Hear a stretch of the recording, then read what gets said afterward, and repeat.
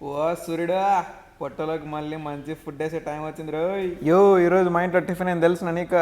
షియలు మళ్ళా షియలు అంటే ఏంది అనే షియల్ అంటే చికెన్. రాత్రి మన ఆయన కోడి తెచ్చినాడా, అది కుక్కర్కో అంటానే ఉంది, అందుకే మెడకాయించి కుక్కర్లో వేసేసిన. చూసిండ్రు కదా చికెన్ కర్రీ ఎట్ట ఉడుకుతుందో. ఇంకా ఈ చికెన్ కర్రీ ఎట్ట తిందామరా అని ఆలోచించుకుంటా పొట్ట గీరుకునే లోపే మా చెల్లి దోశ పెన్న మీద దోశ వేసింది. అబ్బా దోశ మంచి కాంబినేషన్ కదరా అని బాగా కారం మసాలా పట్టించిన కోడి కూరని తట్ట నిండా 3 దోశలు వేసుకొని అందురోంత కర్రీ ఏం దొరుకుతుంది 3 దోశలు కానీ ఇంకోరంత గుమ్మరించుకొని అయినా మన కటౌట్కి ఆ 1-2 దోశలు సరిపోలే. అబ్బా ఈ దోశని రొంత తుంచుకొని ఆ కర్రీలో దొర్లించుకొని తింటా ఉంటే ఉంటుంది నా సామిరంగా.